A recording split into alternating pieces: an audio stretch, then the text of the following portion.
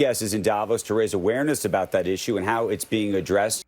Speaking to a lot of folks on the sideline, who's going to be taking part in a panel soon. Jonathan Greenblatt, Anti-Defamation League CEO and National Director. I want to thank you for joining us. It is a topic, though, that really, I mean, Alex has been the most public, outspoken person here on this topic. Actually, most of it sort of goes on behind the scenes. There's been a lot of private things that people have been talking about. But, you know, with the exception of what you're doing on stage later, it's not on the agenda. Yeah, look. And yet it's been on the agenda that we've had on Squawk and in the American discourse, and in Europe and elsewhere, too. But oddly, not here. What do you think is happening? I think it's strange. I mean, extremism and hate, as we know, affect markets. They affect your employees. They affect your customers. They affect how you operate. And anti-Semitism right now is the most virulent strain of this hate. Okay, but here's the question. So I was with a CEO yesterday, and the CEO had been approached about what can you do to help? Yeah. What can you do to help? Yeah. And he's saying to me, well, I'm thinking about what can I do to help, but and he's Jewish, wants to help, wants to figure out what kind of pressure could be applied, but is so scared to speak out publicly or to do something even privately that could therefore become public and either offend his customer base or potentially affect his employee base. And for some reason, this issue, which I think, I would imagine, shouldn't be a politically polarizing one, around getting hostages back, somehow is. Explain it. I mean, look, hatred of Jews is a universal problem, and it demands a universal response. Now, look, there are bad actors who are trying to say what Israel is doing in the Middle East is the cause of anti-Semitism. But that's baloney. We have seen an explosion of anti-Jewish hate, and it didn't start after the Israelis went into Gaza. It started on October the 7th. We've seen staggering acts of harassment and violence, by the way, not just in America, but in England, in France, in all over Europe. Wasn't it surprising enough back home, Andrew, that the political continuum go out far enough left, whether it's college campuses or you know who I'm talking about, whatever, wherever you're, and you get to some oppressor, oppressed, apartheid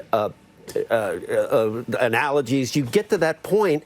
And in Davos, you're surprised? These are the... Well, wait a second. These are the biggest globalist elitists in the world. Of course, they're going to be... If you get woke enough, well, you gotta be... I don't agree with the strictly woke thing, because the other thing is there's also these skinheads on the other side. You always bring that up, but those have not been... The truth is, in the last 90 days, it has been anti-Israel, radical anti-Zionist. There's 100,000 kids on college campuses that have been fed this crap. But Joe, the reality is that it is those right-wing extremists who were shooting and murdering Jews in Pittsburgh, in Poway, across Europe. Of course, I'm not. So look, let's just acknowledge. It's not just right-left. It's right and wrong. Because you've occupied the left so comfortably for so long. Again, and then to see it eat one of its come on. One screaming from the rooftops, the other's actually shooting. And that's a major difference. It is appalling the way these universities have turned a blind eye to this. Why isn't it being discussed in Davos then? What's your reason? This is the panel that I'm doing. It's an oppressor oppressed. Look, like most of these CEOs are not like woke activists. They're scared. Joe? Why are they scared to talk, Andrew? They're scared to talk because they have Palestinian employees who they think are going to go after them. They have employees. Palestinian employees are not Hamas. Well, no, it actually goes to just how anti-Semitic this is the deal. The world is. That's what it's about. This is the reality, that this Hamas logic is rooted in anti-Jewish hate that plays on all these tropes that have been on for a long time. And yeah, I think some of these chief executives are afraid because they don't know what to do. But here's what you do. Leadership means you lead. Well, you heard Karp. And Alex is amazing. And we need more. Albert Bourla has been great. We need more executives. Now, Jeff Sonnenfeld would tell you a lot of them are doing good stuff. But being out in front like Alex is what they don't want anyone to know behind the scenes? Not enough. How much do you think it's a function of not offending, not just how many anti-Semitic people there are in the world, but a number of countries and the leaders that are here that the World Economic Forum is trying to bring here? Of course, there's lots of also, I'm told, behind-the-scenes conversations happening with the Qataris, who are probably the most powerful and influential in the discussion about getting But Russia's these not allowed hostages here back. because of Ukraine. Russia's not here. I think it's shameful the Iranian foreign minister was here and he didn't get pressed on this. The truth is that We have a terrible crisis right now in the Middle East. We need those hostages to come home yesterday. Today's the 104th day they've been held in captivity in these tunnels. Billions of dollars went into these tunnels. They have a network overseas of NGOs in Europe and America who promote this myth, this lie that Israel is committing genocide. It's disgusting. And we have Jewish people getting attacked in broad daylight. This needs to change. I want to put more of this on the agenda, and hopefully today is a start. Your Biden administration grade?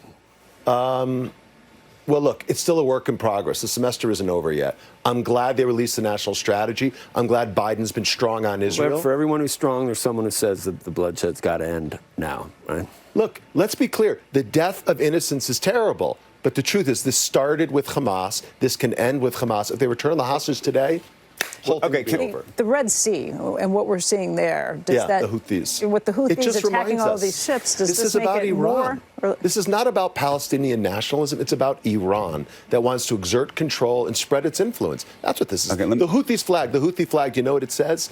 It says on it, it's got 4 lines. It says, death to America, death to Israel, curse the Jews, Allah is great. Let me ask you a very political question, but it relates to this. Fire away. We've been talking all morning about whether the conventional wisdom here in Davos is that former President Trump becomes the president next year. That's sort of now almost becoming baked into the cake. Whether that's a contrarian signal, given that Davos is often wrong, maybe something else. But do you? And we talked to Jamie Dimon about which president would be better for the country. On your specific issue around what you do for a living, who do you think would be better president?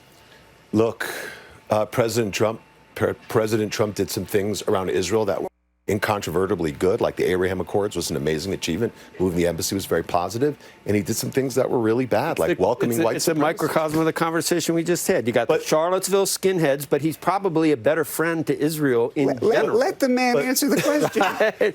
But you know, as I understand it, Biden's popularity is higher than Trump's in Israel today because he's been so good on this. Look, at the end of the day, what I've got to hope is that some degree of common sense prevails. But what I'm hearing from CEOs here is they're all doing the scenario planning now about Trump winning. That's what I've heard from several European chief executives. But what's your answer? That's why I answer, because he's not going to give you an answer. It isn't yes and no. I hope for the best and the worst.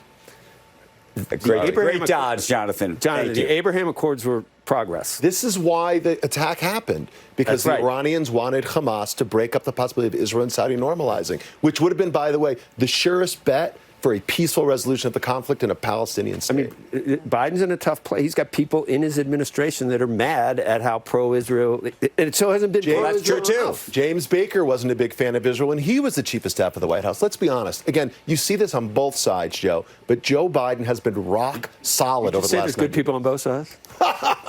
Well done. Thanks. Well done. Thanks, Jonathan. Come here.